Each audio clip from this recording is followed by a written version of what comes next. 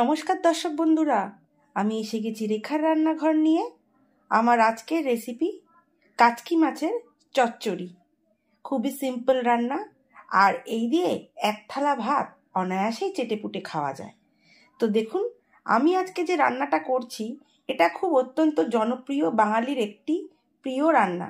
তো এই রান্নার জন্য আমার কি কি লাগছে একটু বলে নিই। প্রথমেই আমি নিয়ে নিচ্ছি কাচকি মাছ। এটা আপনারা পরিমাণ মতো নিতে পারেন। আর তার সঙ্গে আমার যা যা লাগছে, দুটো মাঝারি সাইজের পেঁয়াজ কেটেছি, একটা টমেটো কুচি নিয়েছি, কাঁচা লঙ্কা, কালো জিরে, ধনে পাতা, নুন আর চিনি স্বাদ মতো। আলুটাকে এরকমভাবে সাইজের আমি কেটে নিয়েছি। একটা গোটা আলু, বড় আলু দিলেই হবে, বা আলুটা আপনারা আপনাদের পরিমাণ অনুযায়ী দিতে পারেন। আর আমার লাগছে সঙ্গে একটি মশলা, সেটা হচ্ছে লঙ্কার গুঁড়ো, কাশ্মীরি লঙ্কার গুঁড়ো, হলুদ আর জিরের গুঁড়ো। তো আমি জিরের গুঁড়ো সামান্য নিয়েছি, কাশ্মীরি লঙ্কার গুঁড়োটা একটু সামান্য বেশি নিয়েছি, 2 চামচের মতো, ছোটো চামচে। লঙ্কার গুঁড়ো 1.5 চামচ, আর হলুদের গুঁড়ো 2-3 চামচ, কারণ হলুদের গুঁড়োটা আমার একটু বেশি লাগবে। আর নিয়েছি রান্নার জন্য সর্ষের তেল। তো এই দিয়ে আমি রান্নাটা শুরু করব। তো চলুন আমরা রান্নাটা এবার শুরু করি। গ্যাসের ফ্লেমটা আমি অন করে একটা কড়া বসিয়ে নিয়েছি। এবার আমি দিয়ে নিচ্ছি সামান্য সর্ষের তেল। কড়াইতে একটু সর্ষের তেল দিয়ে নিলাম, দিয়ে একটুখানি আঁচটা বাড়িয়ে নিচ্ছি যাতে তেলটা একটু গরম হয়। একটু অপেক্ষা করছি, ওপর থেকে হাত দিয়ে বোঝা যায় তেলটা কতদূর গরম হয়েছে। তো আমি এতে সামান্য একটু হলুদ দিয়ে নিচ্ছি তেলের মধ্যে। আর এবারে আমি হলুদটা হলেই মাছগুলোকে এর মধ্যে এবার দিয়ে নেব।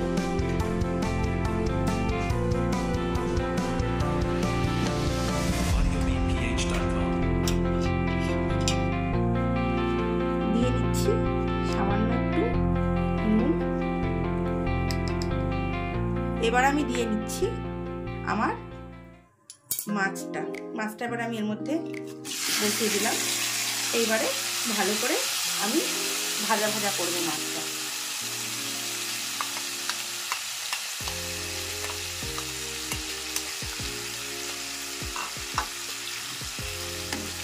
ভালো করে এবারে তেলের সঙ্গে মাখা মাখা করে নেব, নিলে মাছটা ভাজা ভাজা হয়ে যাবে। আমি গ্যাসের ফ্লেমটা একটু অন করে নিলাম, দিয়ে মাছটা ভাজা ভাজা করে নিচ্ছি।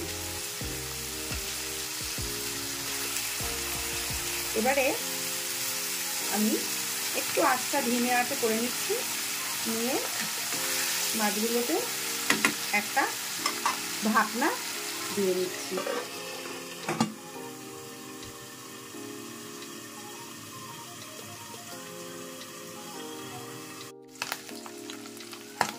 মাছ আমার মোটামুটি ভাজা হয়ে গেছে। আর একটু লাল করে ভাজলেই মাছটা হয়ে যাবে।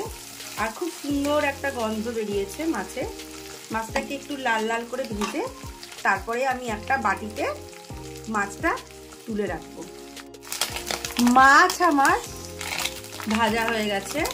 আমি গ্যাসের ফ্লেমটাকে একদম নিভু করে এবারে একটা বাটির মধ্যে ভাজা মাছগুলোকে আমি তুলে নিই। একদম ছোট মাছ বলে মাছগুলোকে একটু এরকম লাগছে। আবার যখন তরকারিতে দেব তখন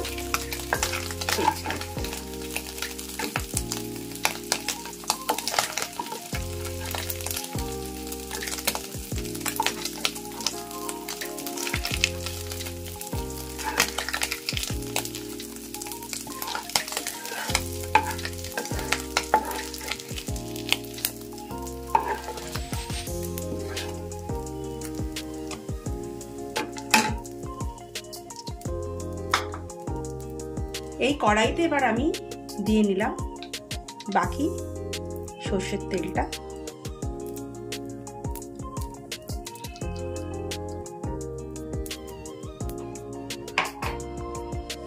তেলটাকে আর একটু গরম হওয়ার জন্য আমি ওয়েট করছি।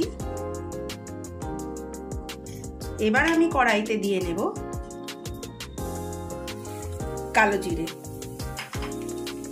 দিয়ে আমি হালকা একটু নাড়াচাড়া করে নিচ্ছি। আজ আমি আঁচটাকে আমি নিভু করেই রেখেছি। এবারে আমি পেঁয়াজটা এর মধ্যে দিয়ে নিচ্ছি, দিয়ে আমি হালকা করে নাড়াচাড়া করব। নিভু আছে যাতে পেঁয়াজটা একটু ভাজা ভাজা হয়ে যায়, পেঁয়াজের একটু কাঁচা গন্ধটা ছেড়ে যাবে।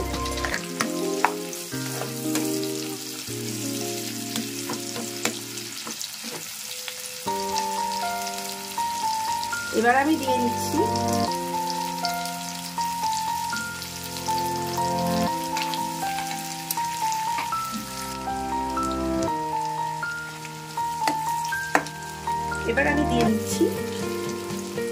আলুটা। পেঁয়াজটা বেশি বাজার দরকারই নেই, তাই আমি তার মধ্যে দিয়ে নিলাম আলু,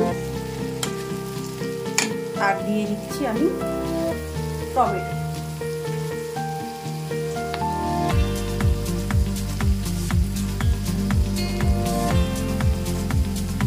টমেটো আর কাঁচা লঙ্কাটা আমি একবারই এখানে দিয়ে নিলাম, দিয়ে হালকা নাড়াচাড়া করছি। খুব বেশি ভাজাভাজির দরকার নেই, একটু হালকা নাড়লেই জাস্ট হয়ে যাবে।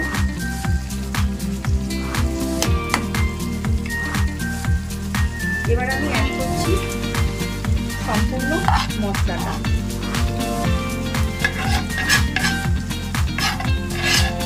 আমার যে মশলাটা ছিল সেটা আমি অ্যাড করে নিচ্ছি।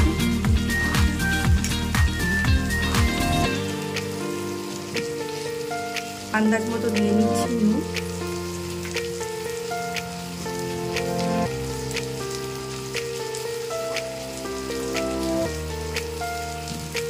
আর দিয়ে নিচ্ছি সামান্য পরিমাণে চিনি, সেটাও স্বাদ মতো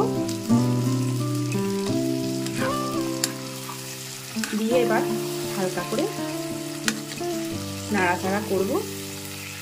সঙ্গে একটু অ্যাড করে নেব সামান্য জল, নাহলে মশলাটা পুড়ে যেতে পারে।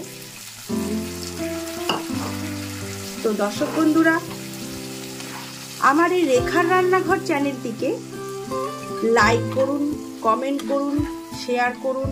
নতুন নতুন ভিডিওর রেসিপি পেতে আমার সঙ্গে এইভাবে থাকুন আপনারা। আপনাদের ভালোবাসা আমি নতুন নতুন রান্না করার উৎসাহ পাবো। এগুলো আপনাদের বন্ধু পরিবার সকলের সঙ্গে আপনারা শেয়ার করুন, বাড়িতে এইভাবে তৈরি করে খান, ভালো লাগবে। এবং এভাবে আপনারা আমার সঙ্গে থাকুন, যাতে আমি নতুন নতুন রান্না করার আরও উৎসাহ পাই আপনাদের ভালোবাসায়। এবং অবশ্যই কমেন্ট বক্সে আমাকে জানাতে ভুলবেন না যে আজকের রেসিপিটা আপনি রান্না করে খেলে সেটা আপনাদের কাছে ঠিক কতটা ভালো লাগে। এবারে আমি একটা ঢাকা দিয়ে কিছুক্ষণের জন্য 2-3 মিনিটের জন্য নিভু আঁচে রেখে দেব, যাতে মশলাটা মাখা মাখা একটা হয়ে যায়। ঢাকনাটাকে আমি এবার সরিয়ে নিচ্ছি। দেখুন, আর একটু নাড়াচাড়া করে নিচ্ছি। মাছগুলোকে এবার আমি এর মধ্যে ছেড়ে দেব, কারণ এই সম্পূর্ণ রান্নাটা মাছটা পরে দিলেও হতো, কিন্তু আমি আগে দিচ্ছি এই কারণে মশলাটা মাছের মধ্যে যাতে ঢুকে যাবে আর খেতেও একটা সুন্দর স্বাদ হবে। দিয়ে ভালো করে আবার আমি একটু নাড়াচাড়া করে নিচ্ছি। এখনই আমি জল দেব না, আর একটু নাড়াচাড়া করবো। একদম ধিমে আঁচে রেখেছি, এই ধিমে আঁচে হলে সব ভালো হবে মাছটা খেতে। এবার আমি আবার একটু ঢাকা দিয়ে রাখছি আর একটুখানি 2 মিনিটের মতো হওয়ার জন্য। ঢাকনাটাকে এবার আমি খুলে নিলাম। আরও একটু ভালো করে নাড়াচাড়া করছি। ওপর থেকে মোটামুটি তেল প্রায় ভেসেই আছে। এবারে আমি আরেকটুখানি আঁচটা বাড়িয়ে নিয়ে হাই ফ্লেমে একটু ভাজা ভাজা করে নিচ্ছি।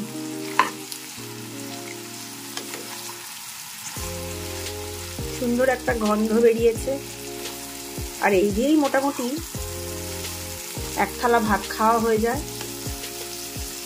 কাচকি মাছের সব থেকে বড় গুণ, এই মাছের ফসফরাস চোখের জন্য জরুরি, আর এই মাছটা খেতেও খুব সুস্বাদু, অল্প উপকরণেই হয়ে যায়। তাই আমি আজকে মাছটাকে এইভাবে অল্প উপকরণেই বানালাম। দেখুন তেল ভাসতে শুরু করেছে, তেল প্রায় মোটামুটি আলু পেঁয়াজ মাছের ওপরে উঠতে শুরু করেছে, আর ভাজা ভাজা করার আমার মনে হয় আর প্রয়োজন নেই। এবার আমি বাকি যে জলটা আছে, বাটিতে যে মাছ রেখেছিলাম তার মধ্যে দিয়ে নিচ্ছি। আপনারা পরিমাণ মতো জল দেবেন, কারণ এটা মাখা মাখাও খেতে পারেন, একটু ঝোল ঝোলও খেতে পারেন, সেটা নির্ভর করছে আপনাদের পছন্দ অনুযায়ী, কিন্তু মশলার উপকরণ বা মাছ অনুযায়ী এটা একই থাকবে। আমি আরেকটু জল দিয়ে নিচ্ছি, জলটা দিয়ে আমি মাখা মাখা করে নেব। আর আঁচটাকে সামান্য একটু বাড়িয়ে নিলাম, যাতে এটা আলুটা সেদ্ধ হয়ে যায়। সঙ্গে আমি উপর থেকে সামান্য একটু সর্ষের তেল ছড়িয়ে নিচ্ছি।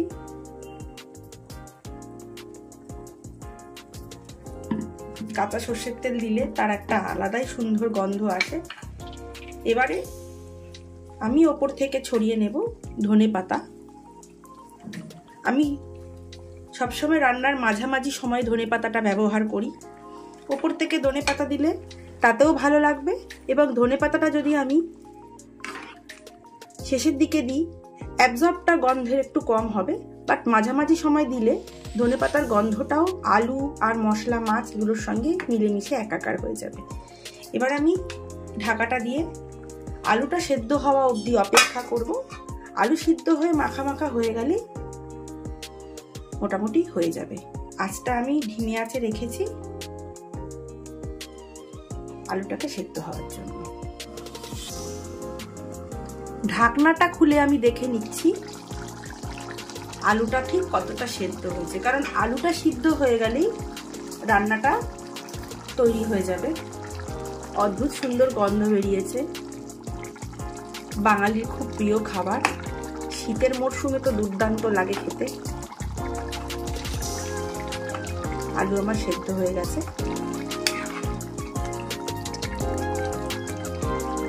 তাও দেখে নিচ্ছি। হ্যাঁ, আলু সিদ্ধ, ঝোলও হয়ে গেছে, মাছও রেডি।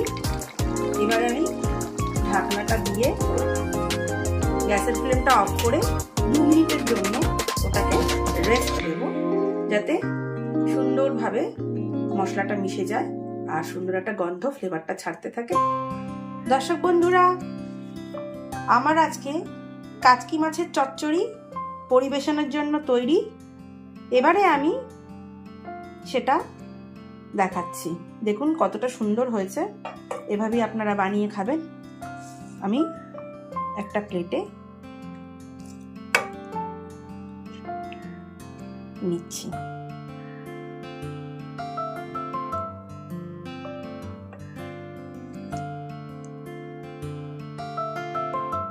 আরও মাখা মাখা করতে পারেন।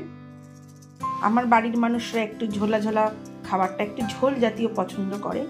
কেউ যদি মনে করেন আমি এটা আরও শুকনো করব, অবশ্যই আপনারা এটাকে ততটাই শুকনো করতে পারেন, সেটা আপনাদের পছন্দ অনুযায়ী।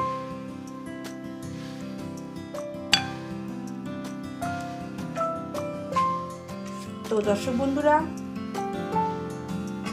আজকে আমার এই রান্নাটা আপনারা অবশ্যই বাড়িতে খেয়ে দেখবেন এবং আমাকে কমেন্ট বক্সে অবশ্যই জানাবেন।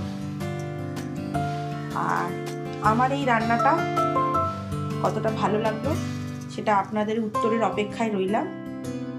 আর আমার আজকের এই ভিডিওটি দেখার জন্য রেখার রান্নাঘরের তরফ থেকে আমার সকল ভিউয়ার্সদেরকে জানাই আমার অশেষ ভালোবাসা, অসংখ্য ভালোবাসা ও ধন্যবাদ। Thank you.